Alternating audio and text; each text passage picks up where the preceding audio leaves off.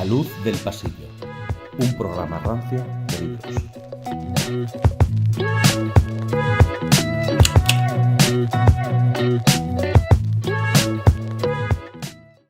Aquel que todo lo ha visto, que ha experimentado todas las emociones, del júbilo a la desesperación, ha recibido la merced de ver dentro del gran misterio y de los lugares secretos, de los primeros días antes del diluvio. Ha viajado hasta los confines del mundo y ha regresado, exhausto pero entero.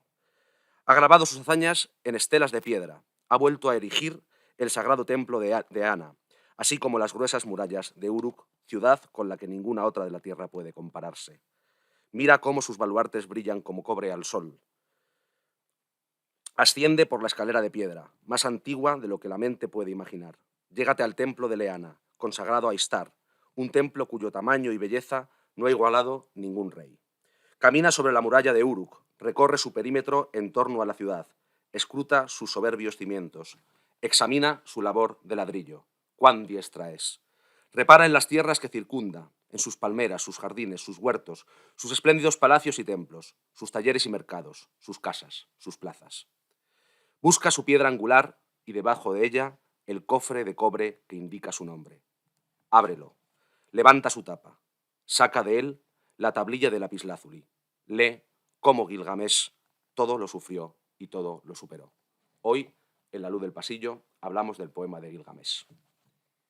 Desde luego, como habéis podido escuchar en los versos que ha leído Rosificados Álvaro, estamos hablando de una obra que desde luego incluimos en la gran historia de la literatura universal.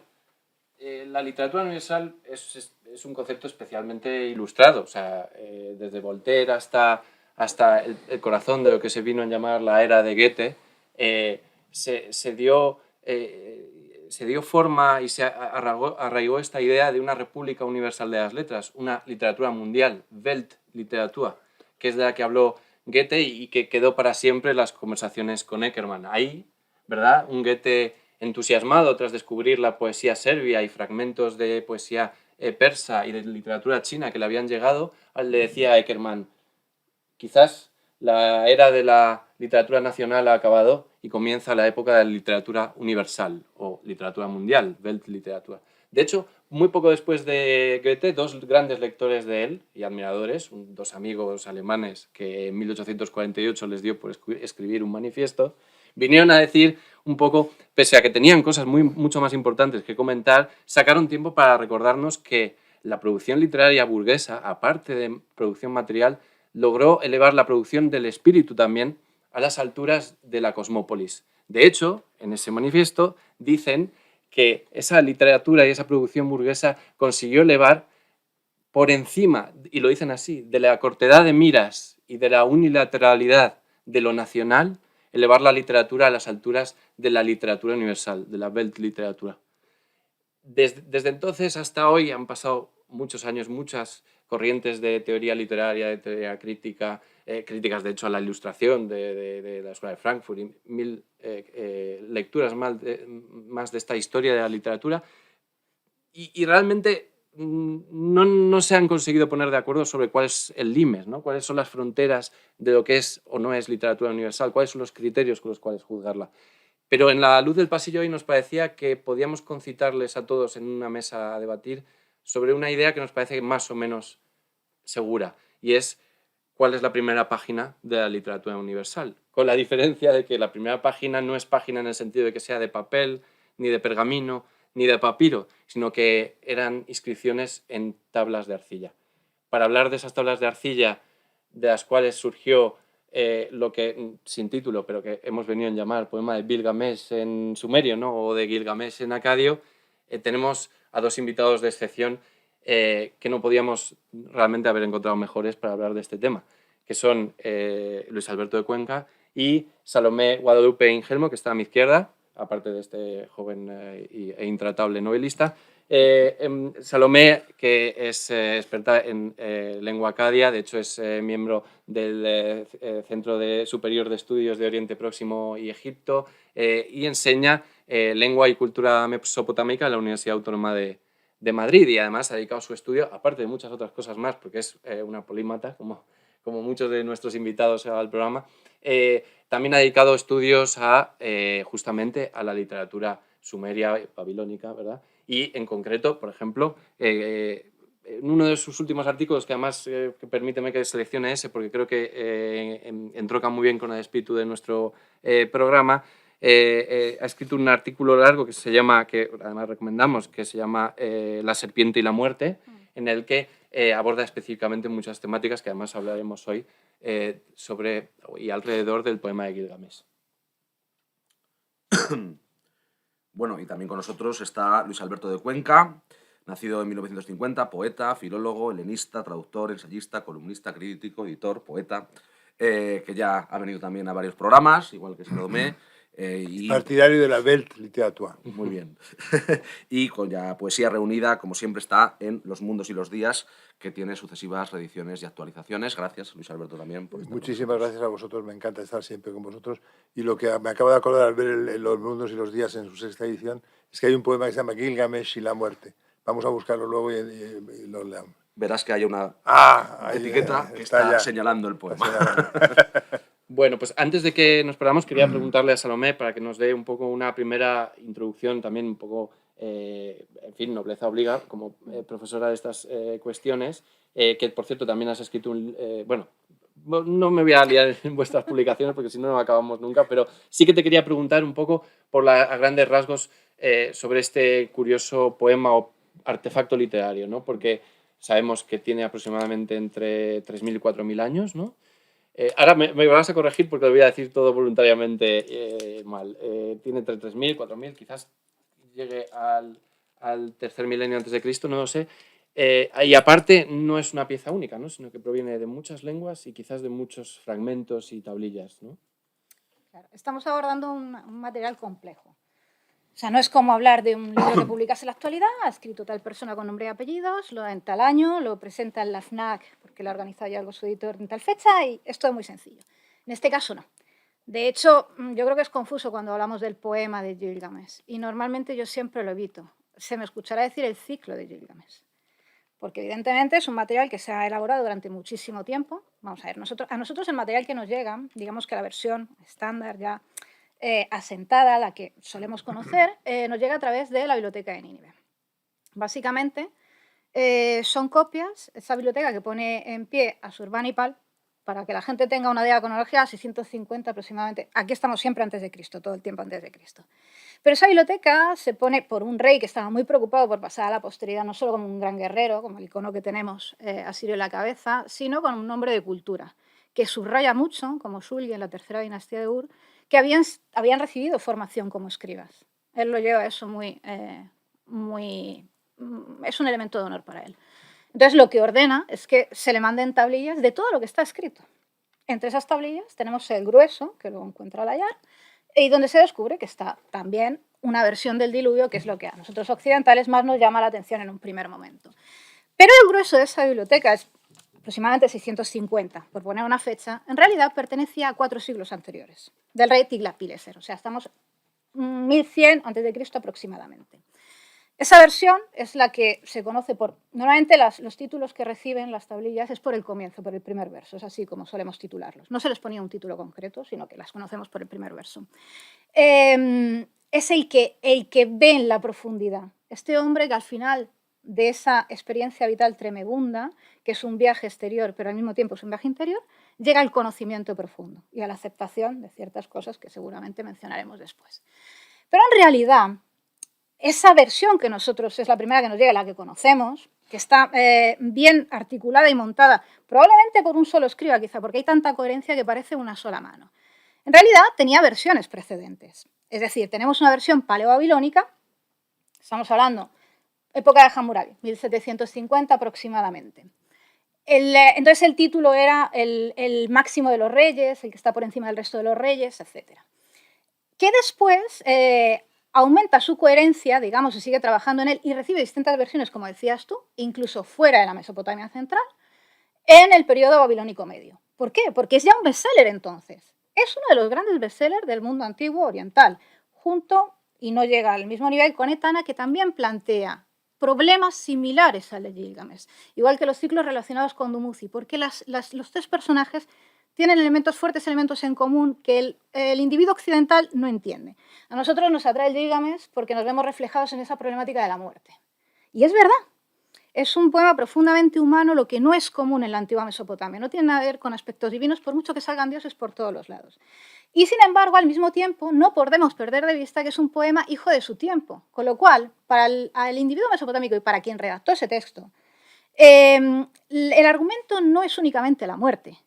Son argumentos relacionados con la realeza, con cómo debe actuar un rey, con qué se espera de la soberanía. Y probablemente sobre esto, creo, abundaremos después. La cuestión es que incluso antes de ese material que nosotros ya tenemos fijado, hay versiones, como dices tú, sumerias.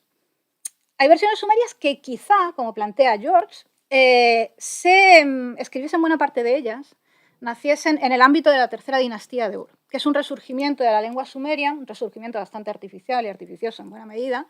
Es el último canto del cisne del sumerio, después del imperio de Akkad, puesto en pie por el gran Sargon. Probablemente naciesen allí porque Shulgi también estaba muy preocupado, igual que Asurbanipal, por recordar que él había estudiado, sabía escribir, era un hombre culto. Pero incluso antes, eso seguramente recoge una tradición oral, con lo cual no podemos decir, por eso cuando tú decías las fechas, no podemos decir, pero probablemente la fascinación por ese individuo que pudo ser un rey histórico o no, de serlo habría estado, se fecharía sobre el 2750 a.C. probablemente, y su reinado duró 126 años, no nos resulta ajeno porque pensemos también en el Antiguo Testamento. Cuando el hombre estaba más próximo a lo divino, con aquello con lo que fue creado, aunque no sea un dios, pues lógicamente vivíamos más porque éramos más perfectos. Después pues hemos ido en plena decadencia pues porque no somos exactamente perfectos.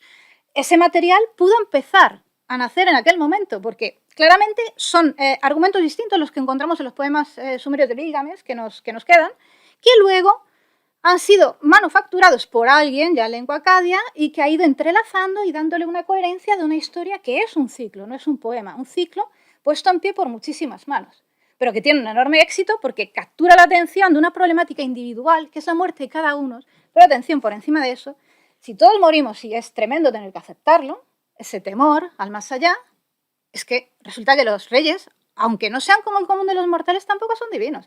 Y también mueren. Y eso ya es un conflicto de todos, no es un problema personal. La estabilidad social corre peligro. Esa es la mentalidad mesopotámica, no la que tenemos nosotros desde el día de hoy. Hablaremos largo y tendido de la temática, pero bueno, en cualquier caso, Antonio planteaba que entendemos que es la primera obra de la literatura universal. Y pues la primera pregunta, Luis, es si tú consideras que efectivamente estamos hablando de la primera Absolutamente. obra. Estamos hablando de la primera obra verdaderamente excelsa, formidable de la literatura universal. Probablemente Goethe, yo no recuerdo, no habla del Gilgamesh porque todavía no se conoce para nada. Todas las investigaciones posteriores de Grotefend y todas esas son posteriores. Sí. Pero es la primera obra de la literatura universal. Me ha interesado muchísimo lo que ha dicho Salomé.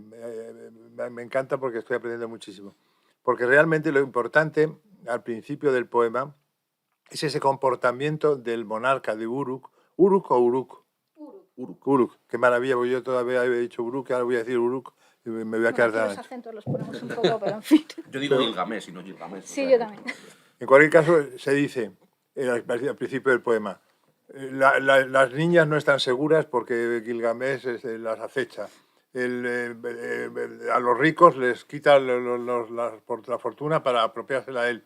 O sea, hay una especie de caracterización del rey completamente negativa.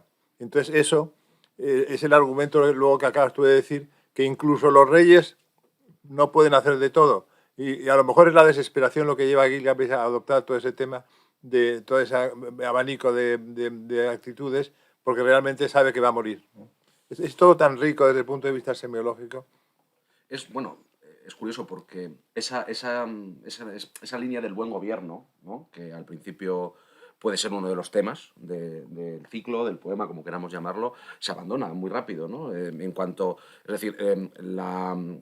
Se abandona en ese sentido, en el momento en que esa especie de Sosias es creado, pues a partir de ahí le manda esta especie de sacerdotisa, prostituta, no sabríamos decir, se lo manda, y a partir de ahí de pronto ya se van a hacer amigos en breve y esa parte, digamos, del derecho de pernada, en cierto modo, que al principio se Bueno, es se que los esboza. dioses, precisamente para evitar los abusos de Gilgamesh, es por lo que crean Claro, su claro, contrafigura. es una respuesta a los Para abusos de curarlo, en Gilgamesh. definitiva. Efectivamente. Pero que no, esa respuesta rápidamente. No te es- creas, no se abandona, ¿eh? Hay ¿Tú que crees saber continúa? mirar. Subrepticiamente está ahí siempre, porque es el interés fundamental Yo opino lo ideológico. mismo. Si tú te fijas, Enkidu sirve como contrapeso a ese personaje totalmente desbocado, porque el problema de Gilgamesh es que, vamos a ver, es el crecimiento, es el paso de un individuo que se encuentra en plenas facultades físicas, con todo el poder, además del país, por si fuese poco, y se comporta como un auténtico cretino. O sea, es un tirano absoluto. Total. Pero es que es esa mentalidad de los jóvenes de somos eternos y podemos todo, que se pasa con el tiempo porque la juventud es una enfermedad que se pasa de forma natural. Entonces llega un momento en el que te encuentras alrededor y dices, pues, me salen achaques, gente que quiero mucho va desapareciendo, etc. Se toma conciencia. Pero aparte de esa conciencia individual, si tú te fijas en Enkidu, que es el contrapeso, y es curioso porque empieza siendo un proyecto de ser humano, más animal que individuo. Sí.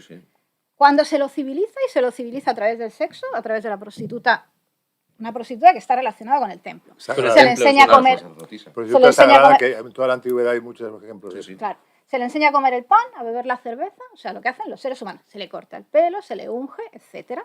Ya no le reconocen los animales salvajes con los que convivía. Y curiosamente, a pesar de haberse sido un proyecto de ser humano, es el que intenta llevar raciocinio al rey. Y le intenta poner freno. Si tú te fijas, por ejemplo, cuando Gilgamesh se le mete en la cabeza, yo voy a conseguir pasar a la fama venciendo a un jugaba. Y le dice, pero hombre, no, eso no se puede hacer. Primero, que no se puede hacer, desde el punto de vista práctico, contra este monstruo se puede ir. Y segundo, y más importante, pero vamos a ver, si Enlil lo ha puesto ahí para vigilar los cedros, es un acto impío intentar acabar con él, pero no hay forma de convencerlo.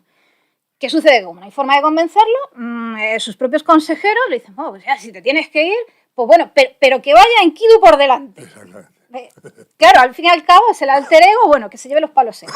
¿Por qué? Porque existe ese problema de fondo de, Dios mío, si nos sale un rey cabra loca, es demasiado joven, ¿qué hacemos nosotros sin la soberanía? O sea, esto se viene abajo.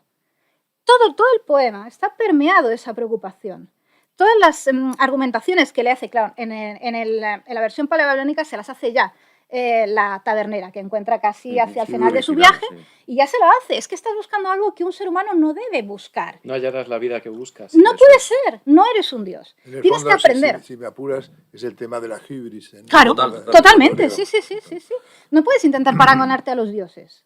Bueno, el Hibris está constantemente, Claro. a lo largo de todo el ciclo, está sobrevolando. Pero tú Porque hablas se de- espera que un rey no De hecho, actúe así. Enkidu muere por Hibris. Claro, Es un evidentemente. castigo Sí, sí. Claro. por cometer el pecado de No, nefando. han tenido la desfachatez de directamente insultar a Aistar, Arrojarle A una diosa, un trozo de que además testículos de eso Kubaba. tiene Del- interpretación. Eso tiene mucho que ver con la soberanía. Por eso te digo que no abandona, ese argumento no abandona el poema jamás. En realidad, cuando Gilgamesh la rechaza, aunque todo lo que le cuenta es verdad, todos sus amantes han acabado Sí, han fatal, acabado con un trozo no de está oro. actuando como se espera de un rey. ¿Por qué? Porque si nosotros atendemos al material de la tercera dinastía de Ur, veremos que el argumento del matrimonio sacro entre la sacerdotisa, que representa a Istar, y el rey, que representa a Dumuzi, el primer rey, el rey por antonomasia, lo que reproduce es esa unión que sistemáticamente hace que se renueve la naturaleza y que por lo tanto haya fertilidad en el país. En el momento en el que Gilgamesh la está rechazando, claro, esto desde nuestro punto de vista, si no tienes un poco de formación en la materia, no se te ocurre. Pero en realidad, yo entiendo que eso a lo que hace alusión es que no sabe comportarse como un soberano, como lo que se espera de él. Porque tú deberías asegurarte el bienestar del país, que está por encima de tu propio Claro. bienestar. Le das satisfacción. Cuando tú das satisfacción sexual a la diosa, la fertilidad fluye, pero es que en último término eso tiene que llegar hasta anularte a ti mismo. ¿Qué sucede con Dumuzi? Descenso de Istar a los infiernos. Ha sido su esposo queridísimo. Cuando Istar un día se mete en la cabeza ir a ver a su hermana Ereskkigal, reina de los infiernos, y todo el mundo le dice, no vayas, porque el infierno nunca se vuelve, ella se empeña y baja. ¿Cómo es ese poema? Es maravilloso, El descenso de Istar es a los maravilloso. infiernos. Oh. Y una vez allí, Ereskkigal la retiene. Así que en la superficie nada nace, ni los campos dan fruto, ni los animales crían. Entre los humanos también es un problema. ¿Qué se le ocurre? Bueno, pues si dejas a alguien en tu lugar, te dejaré libre y podrás volver a subir. Y a ella lo primero que se viene a la cabeza, me llama 2 pasos Dumuzi. Mucho te quiero, perrito, pero van poquito. O sea, tú te quedas aquí y yo me vuelvo a la superficie. ¿Qué hace Dumuzi? En algunas versiones intenta evitarlo, pero acaba en el infierno y se sacrifica por ella. Porque un buen rey es un buen pastor, y de hecho Dumuzi es pastor, que conduce a su gente y se sacrifica hasta el último momento por su gente. Y Y eso no tiene lo que hace. seguir los pasos de Dumuzi. Sería lo esperable, claro. Dumuzi es en sumerio, ¿verdad? Sí. Tamuz en Claro, acadio. sería lo esperable. Pues, tiene que seguir los pasos de ella, cumplimentando el matrimonio sacro Claro. y, digamos, yaciendo con la diosa. Claro. No hay más, tu tía. Y cuando lo alegra- rechaza, Me alegra que saquéis estos temas un poco, si me lo permitís decir así, shakespearianos, ¿no? Del buen gobierno, del buen monarca. Sí. Una de las cosas que me llama la atención es justamente que, bueno, y una cosa que os quería comentar, ¿no? Que aparte del buen gobierno, parece, tú has hablado de la juventud y de también la hubris de la juventud. En cierto modo, también la ciudad es joven y me parece que se puede interpretar también como como unos primeros conflictos entre la ciudad y el campo, ¿no? Como ambos Totalmente. Sí. tienen que integrarse. bien Enkidu visto. y Gilgamesh representan ambos dos elementos. Y bueno, y también os quería preguntar, bueno, por ir como situando a los espectadores, que es, por ejemplo, ¿cómo resumiríais el poema? Es decir, se puede resumir como hemos dicho, como un conflicto, por ejemplo, como una tragedia sobre el arte del buen gobierno, sobre la amistad, sobre, en fin, o ¿cuál es la línea que para vosotros es más representativa del poema? Yo creo que es un conjunto de todas, ¿no? El argumento es muy sencillo.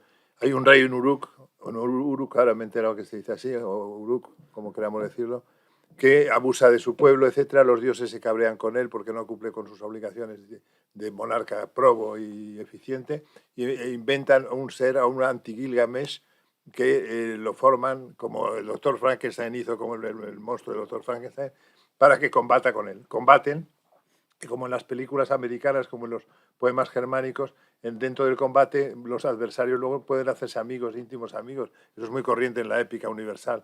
Entonces, Arturo y Lancelot, ¿no? También. por ejemplo, o en el Cantar de Valtario, por ejemplo, Walter y Hagen de Trony. Bueno, pero en cualquier caso, se hacen íntimos amigos hasta el punto de que acometen una serie de empresas bélicas, empresas guerreras, imposibles, como decía Salomé, como por ejemplo en el Bosque de los Cedros, acabar con Jubaba o Jumbaba, o como queramos llamarlo, que es una especie de monstruo terrorífico kaftiano, que consiguen dar muerte ellos dos. Son como la pareja sublime, ¿no? Como Eneas y Acates, como Ulises, Aquiles y Patroclo, ¿no? No sé hasta qué punto son amantes, eso da lo menos, es lo de menos. Sí, también pero hay algo ahí de planea. Ojo, hay algo ahí, sí. también hay Luego algo. planea. Luego lo hablaremos. Entonces, ¿qué ocurre? Que en Enkidu, por el soberbecimiento, es castigado con los dioses con la muerte. Y entonces Gilgamesh se queda absolutamente desolado, porque le han quitado lo que más quería en el mundo, ¿no? Tú lo has dicho antes, que empezamos a darnos cuenta de la mortalidad cuando vemos que mueren nuestros seres queridos. Entonces, ¿qué es lo que hace? Que le dicen que en el lejano oriente, allí donde Cristo dio las 3 voces, hay un señor que sobrevivió al diluvio, que se llama Ziusudra en sumerio, Utnapishtim en acadio, que le va a solucionar el problema porque él sabe la clave de la inmortalidad. Allá que se va a Gilgamesh, porque lo único que le falta es eso, ya en su camino.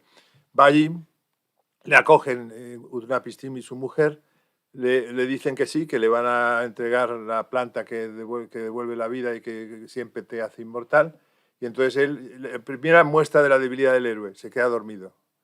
Ha llevado un viaje verdaderamente tremendo durante muchas jornadas y se queda dormido en la casa cuando tenía que haber quedado despierto durante una serie de días, que no recuerdo ahora mismo. Pero, en fin, Es la totalidad. una piscina pasa por todo eso y le da la planta y se vuelve a Uruk tan contento en el zurrón con su planta. Y resulta que llega a una poza muy agradable de agua muy fresca, hace muchísimo calor en el desierto, y voy a darme un baño. Entonces deja la alforja probablemente con la planta en la orilla de la poza y entonces se da el baño. Y resulta que esa serpiente de la que tú has escrito ese artículo formidable, que luego vamos a seguir con él, pues emerge de la poza y se toma se engulle la planta y entonces de repente pierde la piel anterior y cobra una piel nueva. Con lo cual Gilgamesh se queda hecho polvo, como os podéis imaginar, Y luego yo en el poema digo, o no sé si en el poema o en otro texto que he escrito bastante sobre Gilgamesh, digo, probablemente cuando llegue a Uruk volverá a ser el tirano de siempre, volverá a apoderarse de todas las jóvenes vírgenes, etcétera, volverá a molestar a todos los ricos para quitarles el dinero, no, pero de alguna manera ya Gilgamesh ha, digamos, experimentado en sí mismo una completa evolución, como si hubiera ido al psiquiatra durante varios años, ¿no? Con la visita a una piscina. Y ya se da cuenta de que el hombre es mortal y que no hay tutía. Bueno, pero la zarza es para la eterna juventud. Al final no le prometen Claro. la... Es un estadio un poco más Claro, bajo. es como, precisamente por haberles intentado engañar con lo de cuando se Ah, duerme, con lo del tienes pan, razón, con lo hay del ese pan. matiz. Ahí, digamos, que a mí me parece... Yo, luego, si hay tiempo... Pero la eterna juventud significa haré... que es eterna. Sí, pero yo creo que hay una especie de degradación, ¿no? Por parte de los... yo luego diré algunos de los temas que creo que es precursor el Gilgamesh. He apuntado aquí unos cuantos, pero uno de ellos a mí me parece que en ese momento es la picaresca. Fíjate qué lejano, ¿no? Porque Gilgamesh intenta engañarles y decirles que no se ha dormido. Que él no se ha dormido, pero ellos previendo que les van a intentar engañar, hacen lo de las hogazas de pan que van colocando al lado Eso es picaresca del muro. pura, sí, claro, señor. es picaresca pura. Y de pronto dices, bueno, estamos hablando de fíjate, la picaresca nacerá 2000 años después. Pues ahí está ya un inicio, ¿no? Una primera píldora de lo que luego pues el Lazarillo recogerá. ¿Cómo no iba a existir la picaresca si también se regula cómo se puede penar a una tabernera que te diga que te está vendiendo X decilitros de cerveza y en realidad sea menos? Así es. Oye, la cerveza, inherente. Salomé, una curiosidad, la cerveza, los mesopotámicos la bebían siempre de una especie de balde colectivo y con pajita. Es que había distintos tipos de cerveza y también es verdad que vemos en la iconografía de algunos de ellos que tenían una función ritual. Claro, en esa función ritual nosotros vemos esta pajita larga que imagino que viene dada porque es más fácil entrar en comunión con lo trascendente cuanto antes te coloques. Hablando en plata. Entonces, no creo que se consumiese siempre así, pero claro, es que la cerveza hay de varios tipos y se consume en distintos contextos. Hay un contexto religioso y habría un contexto pues, que se encuentra en la taberna con un amigo y punto.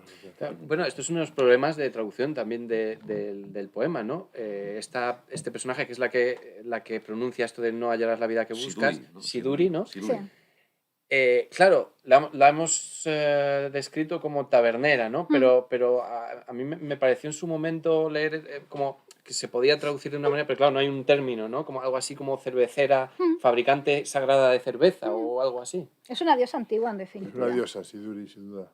Que entonces, es un paso previo a Utnapishtim. Al fin y al cabo, el discurso amplio se lo va a hacer Utnapishtim cuando le... De otras cosas, porque es el único que queda de la antigua humanidad precedente al diluvio, a la aniquilación. Sí, es el único que queda. Es el único que queda. Entonces, el discurso amplio se lo va a hacer él. De chico, olvídate, porque la naturaleza humana no es esa. Tú lo que tienes que hacer es centrarte y buscar la alegría y la satisfacción que corresponde a los seres humanos, que está en la familia, está, en tu caso, en gobernar como Dios manda. Es de idiotas, literalmente, como le dice. Un rey no se debe comportar así, ni vestirse así, como vas tú dando tumbos por el mundo, y tú tienes que servir además, porque no solo centrándote podrás ayudar a tus conciudadanos. Al fin y al cabo son tus súbditos. En esa idea de precursor, del poema de Gilgamesh como precursor de muchas cosas, a mí me parece que esa locución de Siduri es puro carpe diem, ¿no? Lo que le viene a decir es, bueno, o sea, vive tu, vive tu vida. Captura el día. No me acuerdo... Procúrate el abrazo de tu esposa, vive el momento, ¿no? Déjate ya de esa búsqueda de algo que no es para ti. Y porque además lo contrario en Mesopotamia claro, en Mesopotamia además tiene mucho peso lo contrario porque significa contrariar a los dioses. Claro, claro. O sea, claramente tu naturaleza no es la divina. Es verdad que una parte corre por nuestras venas y eso justifica que el ser humano esté por encima del resto de animales.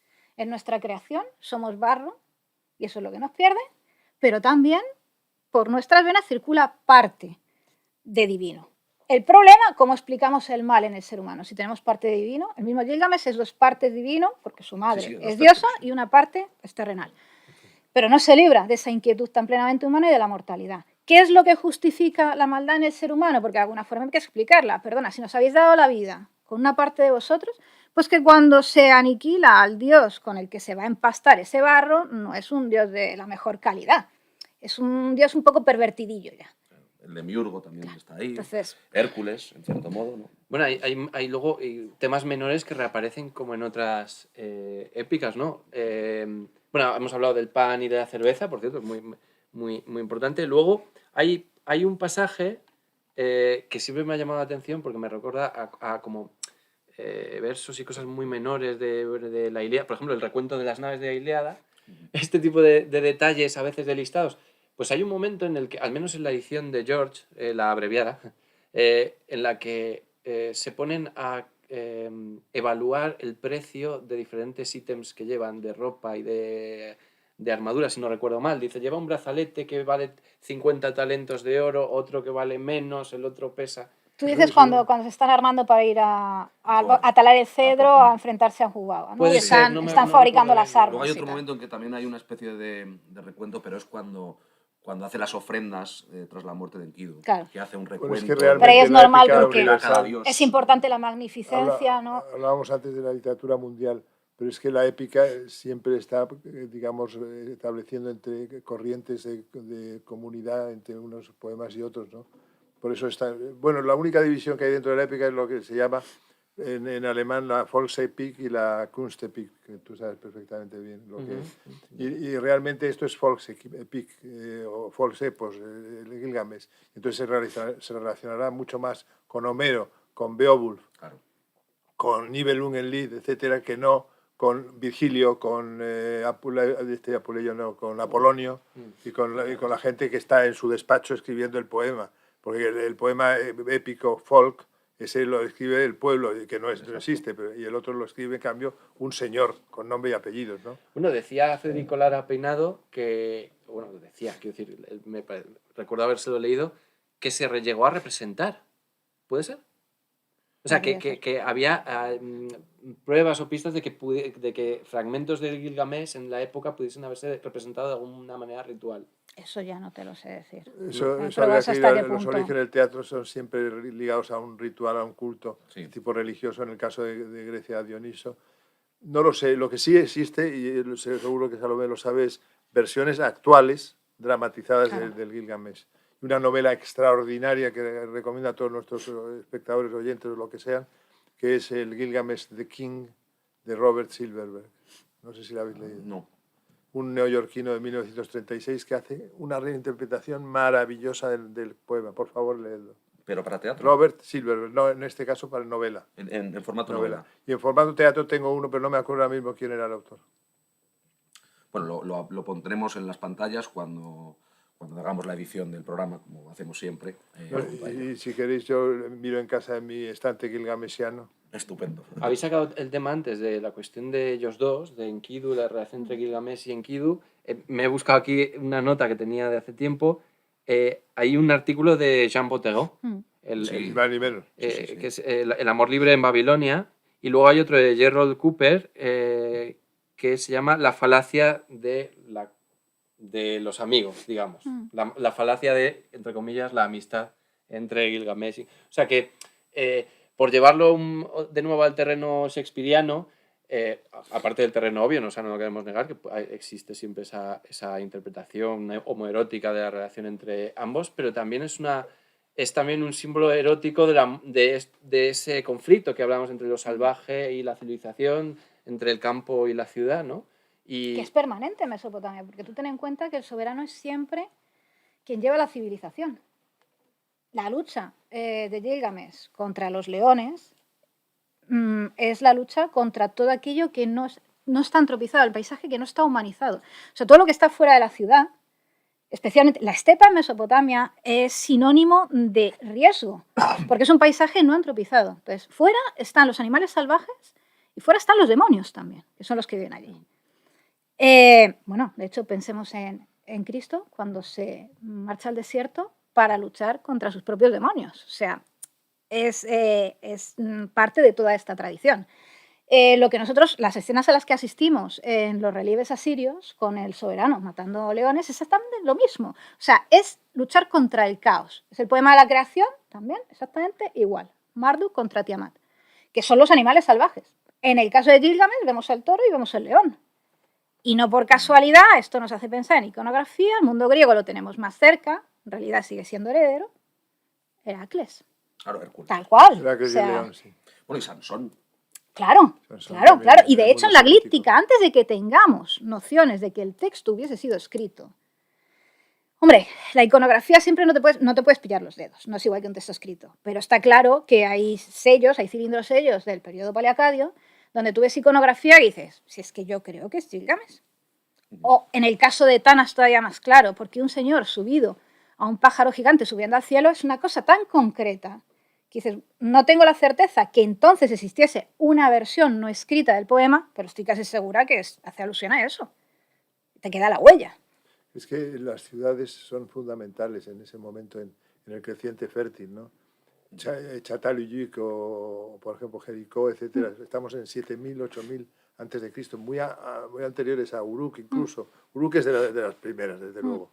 Primera amurallada, ¿no? Es como ciudad amurallada. Es el concepto de seguridad, de estar en el útero materno protegido del exterior. Hay incluso una novela de ciencia ficción que está intentando recordar, y no me acuerdo su autor, el discípulo de Lovecraft, en el que existen dos pirámides, perdón, una sola pirámide.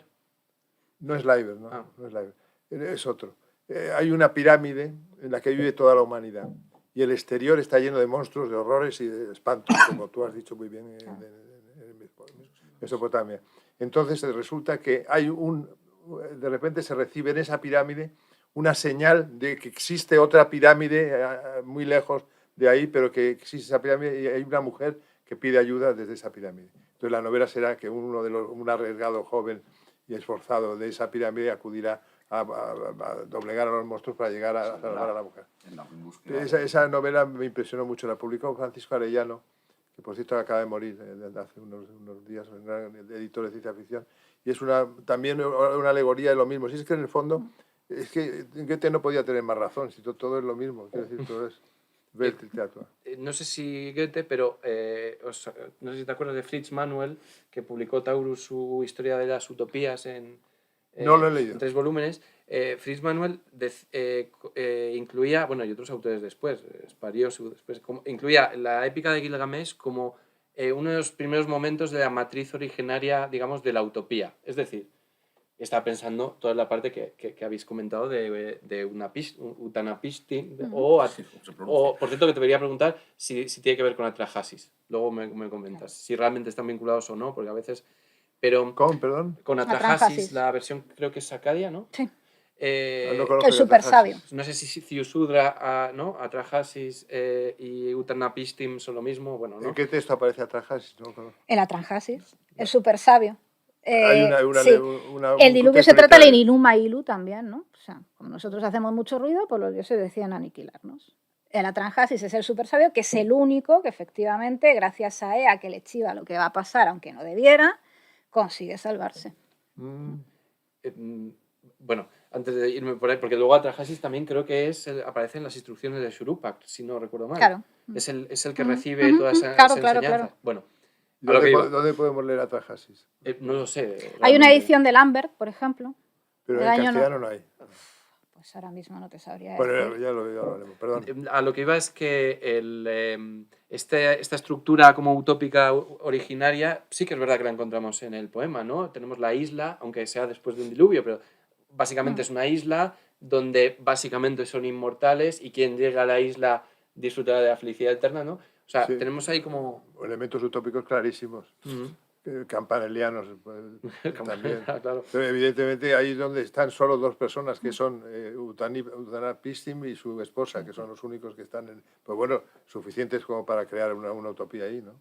Y luego las conexiones bíblicas, eso no sé si lo habíamos comentado. Las conexiones bíblicas yo siempre he pensado, y lo tengo escrito incluso, que la Biblia, que nosotros manejamos, que es una maravilla y que sin ella no podríamos vivir, no cabe duda, no es más que una pequeñez, una birria al lado de las grandes Biblias mesopotámicas que han desaparecido, ¿no?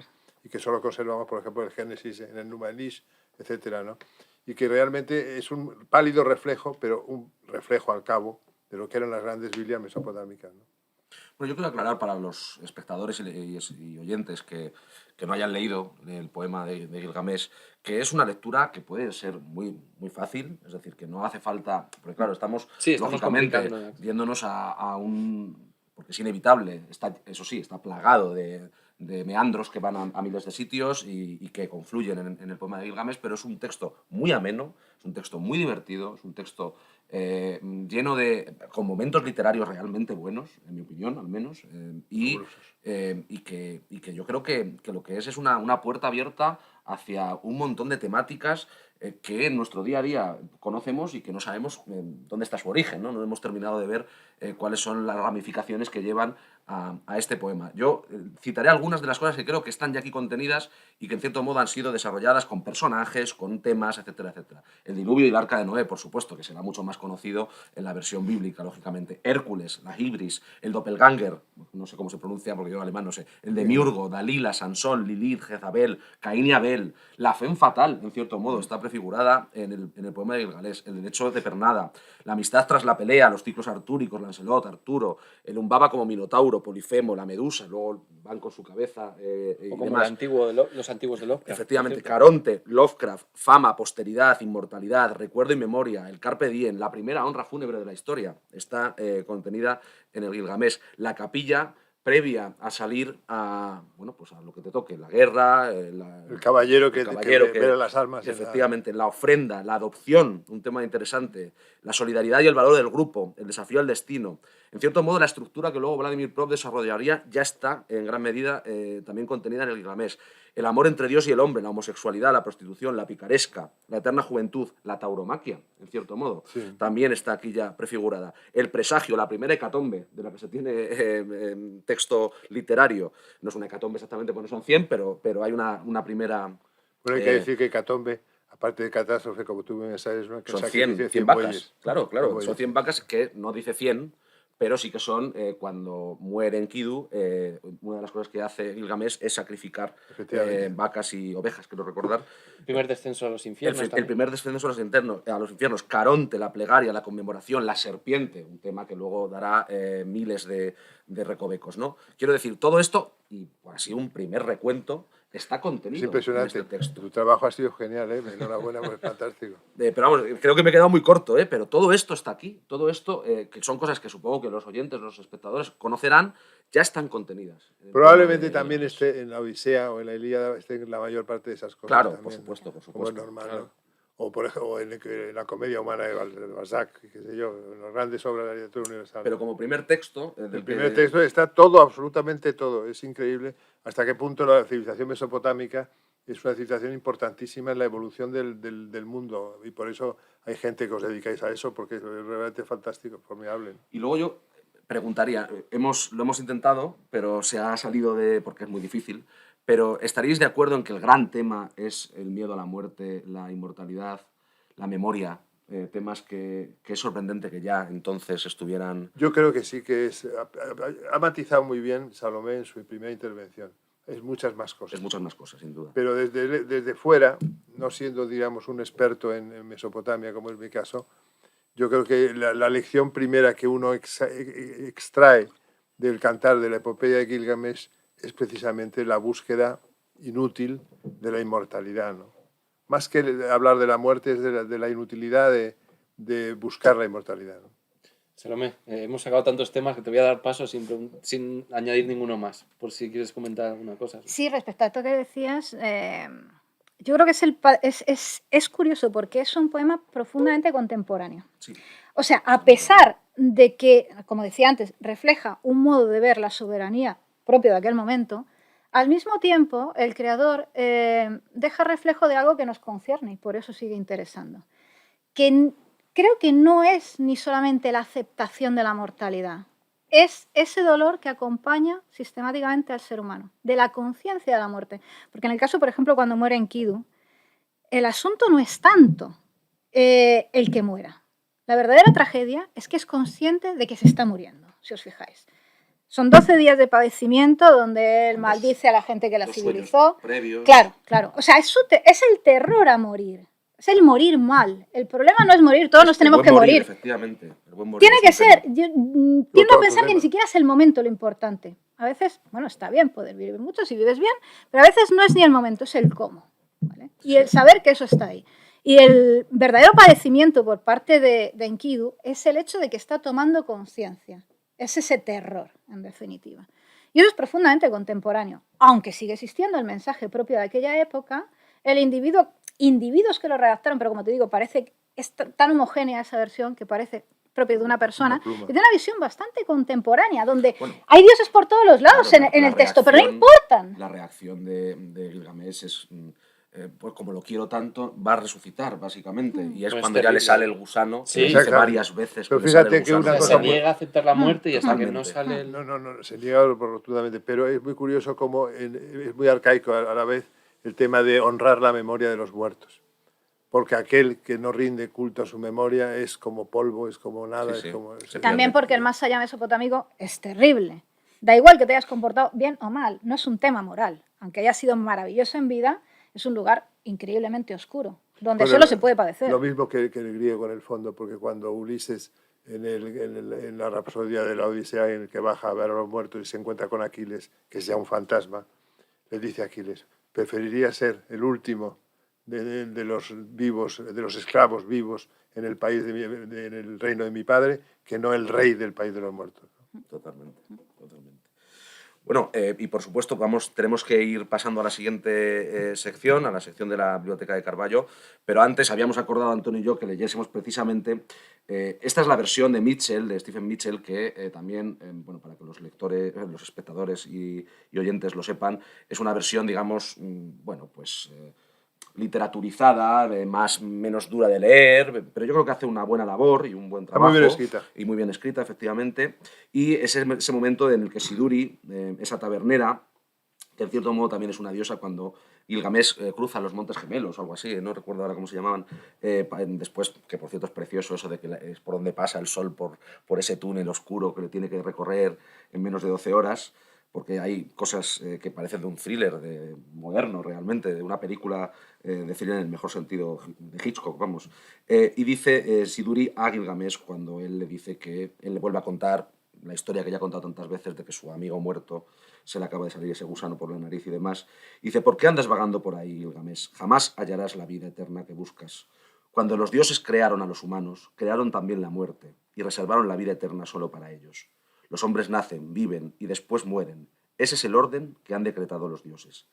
Mas, hasta que llegue ese final, goza de la vida, pásala feliz, no desesperes.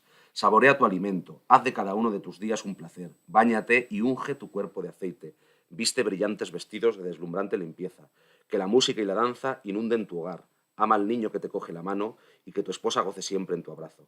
Tal es la mejor forma que tiene un hombre de vivir. Esa es la mejor explicación del Carpe Diem que se ha Claro, escrito por eso nunca. yo aquí puse, cuando lo leí en su momento, Carpe Diem, ¿no? Sin embargo, Gilgamesh no asume esa realidad y sigue buscando esa vida eterna que yo creo que es parte de la historia de la literatura, ¿no? Esa búsqueda. Bueno, tenemos que pasar a la sección de la Biblioteca de Carballo, pero si queréis decir una última cosilla antes de ir a esa sección. Antonio. No, bueno, si queréis, yo os invitaría a una última frase, algo que os haya impactado personalmente, al menos, del poema, en una frase. Cuando muere Enkidu hay una retahíla, una letanía. Lloren por ti, etcétera. Me fascina esa letanía. Precioso. A mí, sin embargo, lo que más me emociona, realmente me emociona, literalmente me emociona, no es el sufrimiento de Gilgamesh ante la muerte del amigo, que lo encuentro, desde mi punto de vista, un poco más artificial, más literario. Lo que me sobrecoge es cuando la madre de Gilgamesh decide hacerse madre de este chiquillo perdido adopción. y le dice a su hijo, este pobre chiquillo ha sido creado de una pella de barro, no tiene madre, yo voy a ser su madre y tú vas a ser su hermano. Es verdad que es interesado por su parte, porque que vaya Enkidu delante y pare los golpes, pero aún así, la reacción de Enkidu, que se pone a llorar como una magdalena, ese tío hecho y derecho, que es capaz de contrastar a Gilgamesh, porque le toca el corazón sinceramente. Se da cuenta que es un pobre huérfano y ha encontrado una familia. Bonito. Pues vamos con la Biblioteca de Carballo.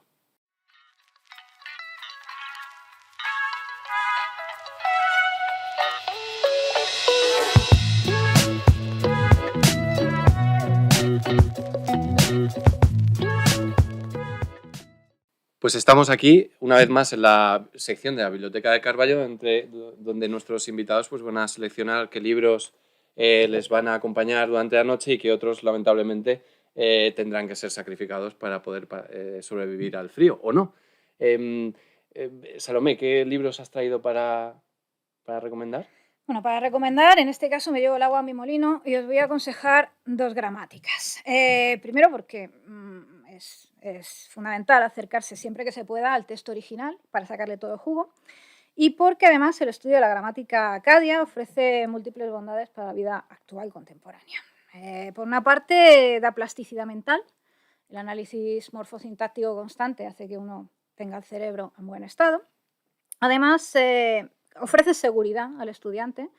Te das cuenta de que tienes muchas más herramientas a tu disposición de las que pensabas, que siempre puedes más de lo que querías, tanto lo físico como lo mental. Y por otro lado, es cierto que no es tan fiero el león como lo pintan. Como gramática, el acadio no tiene particulares complicaciones, quizá un par de conceptos que se hacen un poco más cuesta arriba, si te los explican bien no hay ningún problema, pero sí que es verdad que el conflicto empieza con la lectura, es decir, con la escritura. Es una escritura compleja, ¿por qué? Porque es un silabario mixto y por lo tanto es un silabario muy amplio. Exige tener buena memoria, a ser posible, memoria visual, pero es como hacer gimnasio. No gimnasio de los músculos, sino gimnasio del cerebro, con lo cual mantienes también tu mente joven durante más tiempo. Como digo, todas bondades. Y 2 más que creo que hubiesen sido muy útiles si la pandemia nos hubiese pillado habiendo estudiado todos acadio.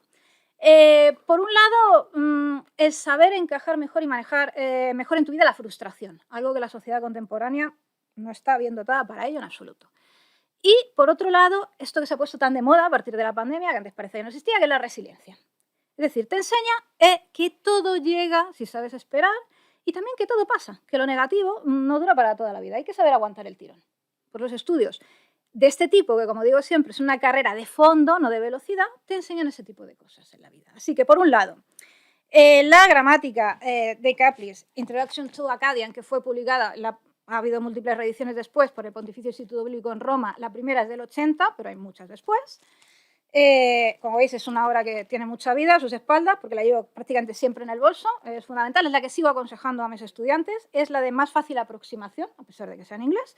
¿Por qué? Porque la divide en capítulos, como si fuese una gramática del estudio de una lengua contemporánea, de hecho, con vocabulario y un breve conjunto de signos en cada uno de ellos y ejercicios, incluso de traducción directa e inversa, o sea, como si fueses a utilizar el acadio, que claramente no lo vas a hacer. Pero ese esfuerzo, en realidad, se amortiza porque tú, sin darte cuenta, te estás aprendiendo un vocabulario y signos que vas a encontrar cuando te aproximes por primera vez a los textos, que normalmente es el código Hammurabi. O sea, que es la más cómoda de usar, incluso si no tienes grandes o ningún conocimiento de filología previa. Esta, por un lado. Y luego, por otro lado, de Claudio Saporetti, Elementaria Cádico, que fue publicado en Palermo, La Celerio, en el 87, si no recuerdo mal, 87, porque es una delicia. Encontráis hasta dibujitos, está explicada de forma muy amena y permite entender que los profesionales que se dedican a esto no son necesariamente gente muy seria, que vive alejada del mundo y que son súper aburridos, sino que, por otro lado, como yo siempre repito, no creo esa frase de que en la letra con sangre entra. Mi experiencia personal dice que todo lo contrario, que cuanto más amena sea una clase y siempre que puedas aprender, estudiar, divirtiéndote, seguramente vas a aprender mucho mejor y en menos tiempo. Así que estas 2 son mis consejos para hoy. Ninguna de las 2 está en castellano. No, una en italiano y la otra en inglés. Bueno. Luis Alberto. Bueno, yo traía aquí una edición facsímil de una de las primeras ediciones, o importantes ediciones del siglo XX de The Epic of Gilgamesh, es este libro, solo se ve en el lomo porque es un libro de estos británicos, es la edición, vamos a mirarlo aquí, con transliteración, de modo que puede uno tirarse el moco y leerlo en acadio. El Shanagma y Muigburu, me parece que eran las primeras palabras del Gilgamesh. Y aquí está transliterado y luego también con los signos cuneiformes al final. Es la edición de 1930, la conoce perfectamente Salomé. La persona que sabe quizá más de Gilgamesh del mundo en este momento es Andrew George. Andrew George en los Cambridge University Press, en las prensas de Cambridge, ha publicado 2 volúmenes impresionantes sobre el Gilgamesh, que es lo más que se ha hecho. Pero también en el 99 hizo una traducción en la que no firmaba como en el otro libro, que firmaba con las iniciales a punto no sé cuántos George, sino Andrew George, que es la Epic of Gilgamesh, narrado no con el estilo de nuestro amigo Mitchell, que habíamos hablado antes, que es mucho más ameno todavía, pero la verdad es que está muy bien. Este se puede leer, 99, The Epic of Gilgamesh, lo podéis encontrar perfectamente en iberlibro.com. Luego, entre las traducciones españolas que estén directamente del Acadio, quiero destacar la de mi antiguo profesor indoeuropeo en la Universidad Autónoma de Madrid, que fue Rafael Jiménez Zamudio, es este libro, con una portada no muy afortunada, el poema de Gilgamesh en cátedra, y que creo que aquí tenéis además toda la bibliografía de todo lo que se ha hecho en castellano sobre el tema. Luego he traído un tebeo que tengo aquí y que os enseño, cuando los héroes eran dioses, que está dibujado por el gran Bielsa. Bielsa es uno de los grandes dibujantes españoles de cómics de los años 40 hasta nuestros días, y tiene una preciosa versión del Gilgamesh. Voy a mostrar alguna de las páginas. Aquí empieza. El mito nació con el hombre, la epopeya de Gilgamesh, es el origen de todo. Y que es un libro inencontrable, pero que está en la editorial Argos y que es del año, pero probablemente lo encontráis también en internet. Os digo el año 72, diciembre del 72, cuando los héroes eran dioses. Y después voy a de Gilgamesh. Sí, seguimos de- Bueno, de Gilgamesh, por cierto, tenemos esta. Bueno, aquí tenemos hemos puesto la traducción castellana de George, de la versión abreviada de la edición de Andrew George. Yo no sabía que está en castellano, es la misma que yo he enseñado. En traducción Sí, de José Luis San Pedro. de José Luis San Pedro, efectivamente. Y el epílogo es muy interesante, además. Luego que aquí hemos puesto la de Mitchell. Aquí tenemos otra edición en cómic que he traído de mi biblioteca para enseñárselo a Luis Alberto, de Dixon y Dixon, en una colección que se llama Seven Wonders Press o algo así, No me toques la mesa. que era una colección. Es imposible tocarla en el aire, Álvaro, aquí no está la mesa. Estoy viendo Entonces, a Josemi a lo lejos. es una colección en la que están, o se supone que iban a traducir clásicos de la literatura antigua en versión cómic, ¿no? Entonces, con un estilo muy particular, pues hemos traído esto. Y luego la edición del libro del Layard, ¿no? Que es una edición preciosa, y bueno, pero tiene un valor histórico también sobre Nínive, sobre el descubrimiento de Nínive, entre otras cosas. Y El arqueólogo Layard, ¿no? Layard era el arqueólogo famoso. sí. Y luego creo que he perdido un poco el hilo, así que vamos a darle un poco Bueno, vamos a pie las recomendaciones. a recomendaciones fuera fuera de de Gilgamesh. Gilgamesh. Eso de San Pedro que decís, yo me acuerdo perfectamente que tenía otro formato, un formato de regalo en Navidad blanco, que ese sí que lo tengo en casa. Lo que pasa es que lo de los libros es tremendo, no sabe uno ya lo que tiene. Bueno, ¿queréis, fuera de Gilgamesh, Salve. recomendar o desaconsejar? Bueno, no sé si queréis narrativa con respecto al autor. En mi caso, como proponíais que trajésemos algo de cada uno, en este caso no me apetecía tanto que fuese un libro. Pensé inmediatamente, tiene una lógica aplastante porque es un relato breve que está ambientado, al menos parcialmente, en la antigua Mesopotamia. También toca la actualidad y el principio del 1600. Pero recoge, entre otras cosas, el primer momento donde se descubre la escritura cuneiforme en tanto tal. Es decir, la primera persona a la que se le ocurrió que aquello no era meramente plástico, sino que era una fórmula de escritura. Por una parte, quería reivindicar el valor de la narrativa breve, del relato, frente a la novela, porque en este país parece que, mientras que en otras tradiciones, como es la anglosajona, está perfectamente reconocida, aquí parece que se le considera como un género menor, o sea que no tiene ni pie ni cabeza. Por otro lado, me hace mucha ilusión que sea un libro conjunto con otros compañeros. Es Lo Siniestro, editado en el 21 de septiembre del 21, hace muy poquito. Sí. Por la editorial Bala Perdida, que es una editorial de aquí de Madrid, con distintas ópticas sobre el terror. En mi caso, es una narración que es terror histórico, narrativa de viajes, de hecho, de viajes por mar, en aquellos momentos donde los viajes intercontinentales pasaban factura con el escorbuto, era una cosa complicada. Se trata del viaje de Don García, cuando Felipe III lo envía ante el Shah de Persia como embajador allí, y este hombre con 62 años va dando tumbos por el mundo durante varios años, porque además se le complicó mucho la vuelta. De hecho, el pobre no volvió a pisar España y murió por el camino. Pero nos sirve para, además, escarbar en los orígenes de esa figura que tanto ha dado a la narrativa de terror, que es el de el vampiro mujer, el vampiro femenino, que encontramos ya en la antigua Mesopotamia y de alguna forma conciliarnos con el monstruo, que de hecho veremos que es mucho menos monstruoso que los seres humanos, y deshacer estos prejuicios que las sociedades patriarcales tienden a tejer alrededor de la figura de la mujer y que lamentablemente nos siguen pasando factura a día de hoy. Y una última motivación para haber traído hoy otra obra mía, aparte de que está ambientada en Mesopotamia, y esa no la sabe nadie, pero hoy que estamos aquí en familia y no nos escuchan, el antólogo Martín Parra, hoy reputado escritor, en su día fue alumno mío de Acadio, en la UAM precisamente.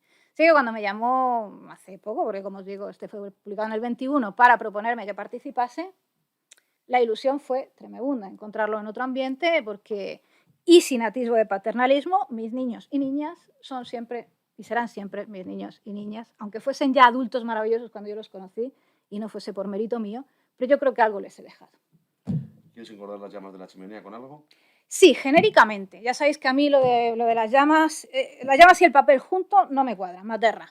Pero sí que es verdad que genéricamente lanzaría a la chimenea la narrativa histórica que no está bien documentada. Es decir, la que no se toma en serio el lector, o le toma incluso el pelo al lector, y no se toma en serio la profesión.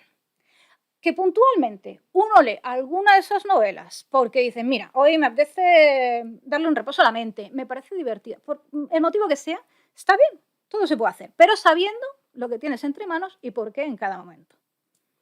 Luis Alberto. Yo, fíjate, en ese sentido, creo que la novela Gilgamesh, el rey, de Robert Silverberg, que no sé si has leído, No. está muy atenta precisamente a las lecturas de tipo histórico, tipo de la reconstrucción, digamos, científica de todo esto, y vale la pena leerla. Y hay otra novela, en cambio, que es un disparate maravilloso, pero que también os recomiendo, que es La nave de Ishtar, de Abraham Merritt. No sé si conocéis a Merritt. Merritt es un auténtico pulp man de los años 30, increíble, unas novelas divinas. Y el argumento de esta novela es, por ejemplo, que hay un señor que se dedica a la cardiología y de repente, en un momento dado, tiene que viajar al pasado y se encuentra como remero de una nave que surca el Tigris o el Éufrates, no recuerdo, en la época de la Mesopotamia. Es impresionante. Tiene unos detalles además incluso eróticos fantásticos. En La nave de Ishtar, Abraham Merritt. Veo que también traes 2 libros, ¿no? Y 2 libritos, enseguida lo leo. Este se llama Historia y Poesía, es un resumen de mi intervención como el discurso de ingreso en la Real Academia de la Historia. Y la verdad es que hablo de Gilgamesh y hablo de 3 personas que me fascinan y de 3 temas impresionantes, que son el poema de Gilgamesh, el poema Lepanto de Gilbert Keith Chesterton, que es una de las cosas más hermosas que se han escrito nunca, y el poema Esperando a los bárbaros de Constantino Cavafis. Eso en ese librito que es muy pequeñín y está editado, hay que decirlo, en Nausicaa, en Murcia. Y luego hay una editorial nueva que me han mandado el otro día un libro de Bernard Capes, que es un novelista policíaco. Yo me gusta mucho la novela policíaca. Y este Capes no había nada prácticamente en castellano de él. Tiene un prólogo también de Chesterton y la editorial se llama Who, W-H-O, editorial Who de Valencia, y va a sacar todas esas novelas que queríamos leer de detectives y de crímenes irresolubles, no novela negra, sino novela, digamos, problema, policíaca. Todas las van a sacar de aquí a unos años y ya tienen un programa editorial muy ambicioso. De modo que Who Editorial, la llave maestra de Bernard Capes. Yo hoy sí que quería recomendar un libro, y es que, bueno, uno de mis escritores de cabecera, que es Claudio Magris, del que siempre había leído sus ensayos, Microcosmos, El Danubio y tal, y por una nota al pie que tuve que hacer en un proyecto, que supongo que a estas alturas, cuando se emita esto, ya será conocido, me encontré teniendo que revisitar esta novela, que en su momento solo leí muy por encima, y me encontré con que, bueno, en fin, solo os digo los hechos que dan pie a la novela. En 1944 se llama, por cierto, Conjeturas sobre un sable, de Claudio Magris. En 1944 los nazis recuperan del olvido a un antiguo teniente general atamán cosaco, Krasnov, que estaba jubiladísimo, tenía ya cerca de 80 años y se dedicaba desde hacía una década a escribir novelas.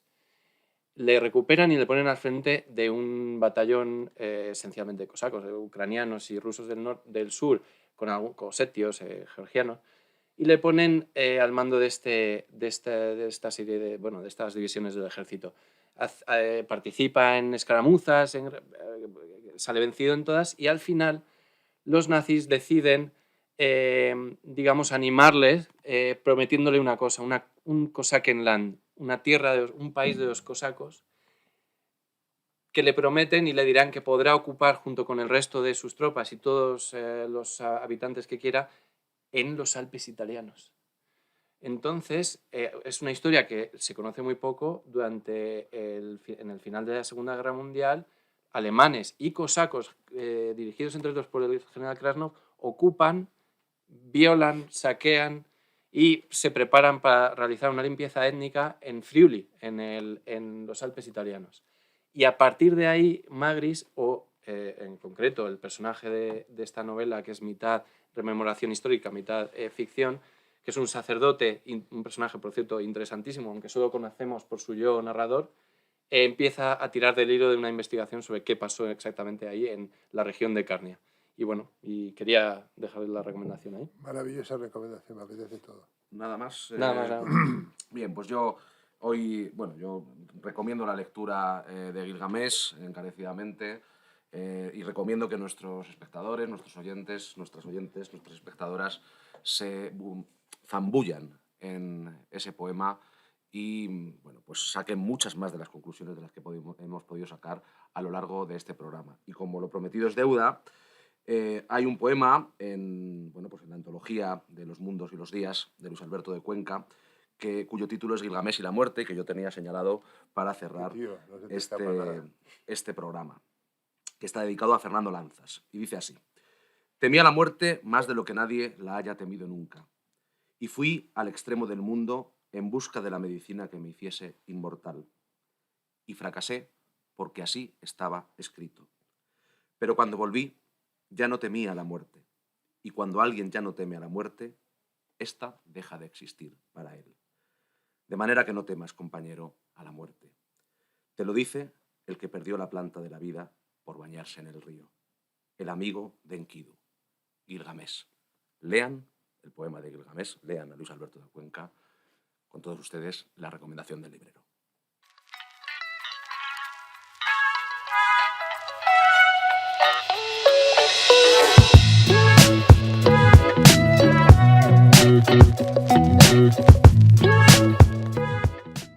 Hola, me llamo Benito, trabajo en la librería Sin Tarima de la calle Magdalena, junto a Antón Martí, y venía a recomendaros un librito.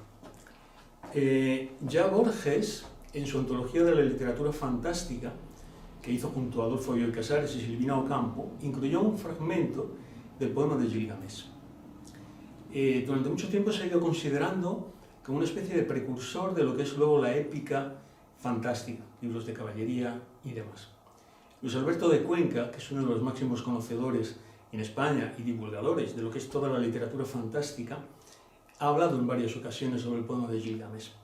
En concreto, especialmente en un libro que se llama precisamente De Gilgamesh a Francisco Nieva, que reúne una serie de artículos que él fue publicando en Nueva Revista y en el que analiza muy bien este poema y cómo en él explica lo que es la necesidad de la muerte, la aceptación de la necesidad de la muerte desde un punto de vista precursor de lo que es luego la literatura fantástica. El libro lo publicó Ediciones Irreverentes y está disponible. Buena lectura.